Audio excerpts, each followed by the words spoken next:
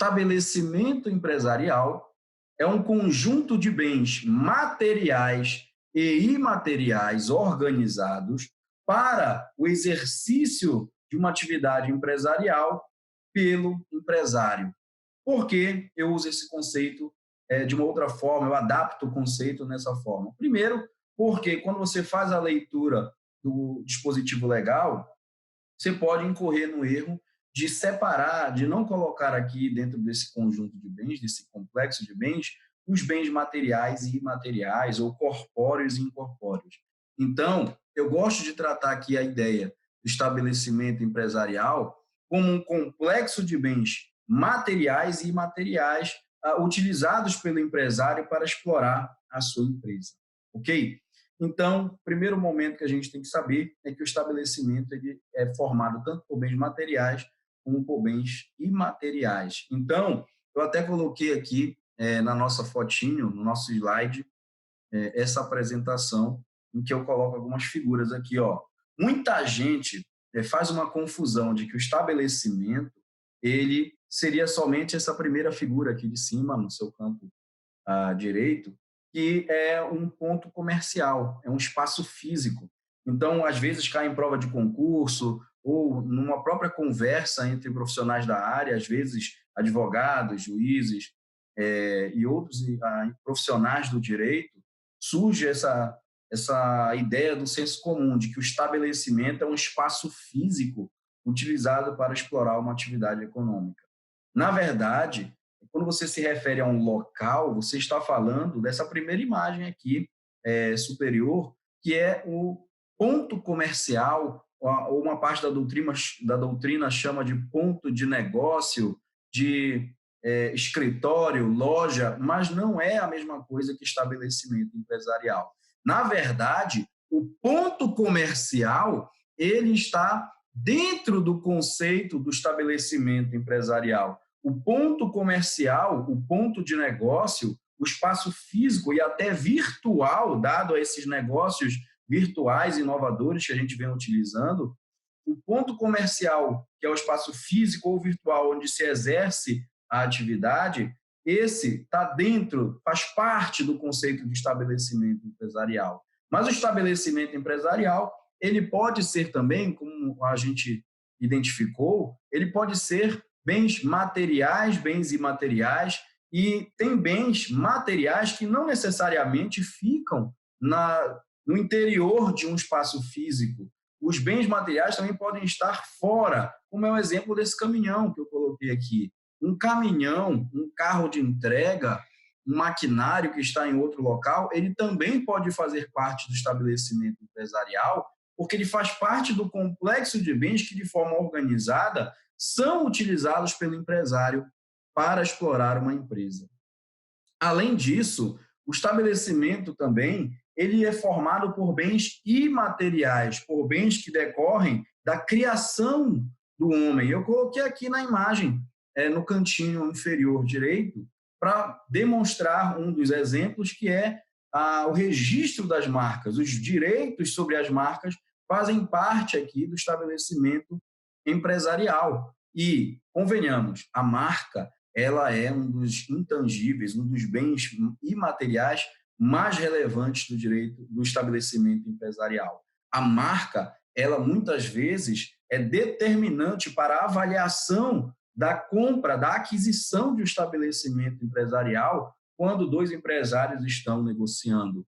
Vejam que eu coloquei o exemplo aqui de várias marcas consideradas valiosas, de valor, né? Como a Coca-Cola, Apple, você consegue identificar Gillette, Honda, Starbucks, né? Entre outras aqui, consolidadas no nosso mercado, né? No mercado mundial e nacional. Então, o estabelecimento, aprendam, ele é todo esse complexo de bens reunidos. O estabelecimento, inclusive, ele é uma universalidade de bens. A sua natureza jurídica é de uma universalidade de fato. Por que de fato? Porque a sua formação, a criação de um estabelecimento decorre da vontade do empresário, diferente das outras espécies de universalidade, como é o caso da universalidade de direito. exemplo de universalidade de direito, que tem a ver com o direito empresarial, é a massa falida, que a gente vai estudar dentro de recuperação e falência de empresas. A massa falida, ela vai ser uma universalidade, um conjunto de bens, os ativos, né, do falido, quando a sua falência for decretada, né? Ou então, quando o empresário tiver a sua falência decretada e ele passar a ser falido, obrigatoriamente, ou seja, já não vai ser mais pela vontade do empresário, e sim por força de lei e de determinação judicial, nós vamos ter aqui a formação de uma outra universalidade, que é a massa falida. Tá? Mas o estabelecimento empresarial, ele é uma universalidade de fato, porque ele decorre da vontade do empresário. É um ato de vontade do empresário. Bom, por que o estabelecimento empresarial ele assume esse contorno de relevância para a nossa disciplina, para a nossa prática empresarial? Porque, como eu falei, ele pode ser objeto de relações empresariais, de negócios jurídicos. Então, o estabelecimento empresarial ele pode ser objeto de alienação, de arrendamento entre empresários. Então, para que esse contrato, que a gente vai chamar de contrato de trespasse, que é o contrato de alienação, de arrendamento do estabelecimento empresarial, para que este contrato ele tenha validade perante terceiros, é importante e necessário que se observe 2 requisitos obrigatórios. O primeiro é a averbação desse contrato à margem do registro do empresário na junta comercial e a publicação desse contrato na imprensa oficial. Então, são 2 requisitos, a averbação à margem do registro do empresário e a publicação na imprensa oficial. Existe um outro requisito também, que é condição de validade do empresário, desse contrato, e esse requisito ele já é decorrente de uma situação específica. Para que ele seja obrigatório, deve existir uma situação específica particular do empresário. Que situação é essa? Quando o empresário estiver numa situação de insolvência, ou seja, quando ele tiver mais passivo do que ativo, quando ele tiver mais dívidas do que bens suficientes para saldar essas dívidas no momento da negociação, no momento em que se for realizar esse contrato, se ele estiver insolvente, ele precisa obter, antes da formalização do contrato, o consentimento de todos os seus credores ou o pagamento de todos eles. Então, o que ele tem que fazer, o empresário? Ele tem que contactar por meio de uma notificação os seus credores, informando da intenção de negociar o estabelecimento empresarial e dar o prazo de 30 dias para que esses credores se manifestem de forma favorável ou desfavorável, de forma expressa ou tácita, certo? Então, dentro desse prazo, nós vamos ter aqui que aguardar o consentimento ou não dos credores. Se os credores não consentirem, não derem autorização, só sobra para ele fazer o pagamento desses credores. Fazendo o pagamento, ele fica livre para fazer aqui a alienação do estabelecimento empresarial. Ok, queridos? Então, o contrato de trespasse precisa observar esses requisitos. 2, que sempre serão obrigatórios, e tem mais o terceiro, que é a autorização dos credores ou o pagamento desses credores, se o empresário estiver numa situação de insolvência, se ele estiver devendo, tiver mais dívidas do que recursos para saldar essas dívidas. Vamos lá, dar continuidade aqui. Bom, um outro ponto importante ocorreu a venda do estabelecimento empresarial. Então, nós temos aqui a alienante, que é a pessoa que está vendendo o estabelecimento empresarial, e nós temos o adquirente, que é a pessoa que comprou o estabelecimento. Como fica a responsabilidade de alienante e de adquirente pelas obrigações, pelas dívidas anteriores à aquisição, à venda do estabelecimento empresarial? Então, o Código Civil ele traz o seguinte, artigo 1146.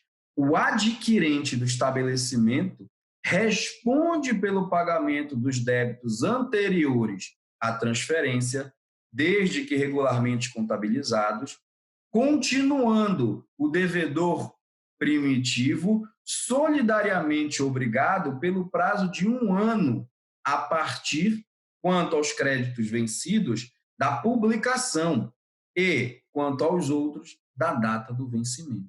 Ora, quer dizer o seguinte, meus amigos, que quando houver a alienação do estabelecimento empresarial, lembra que esse contrato ele tem que ser averbado e publicado.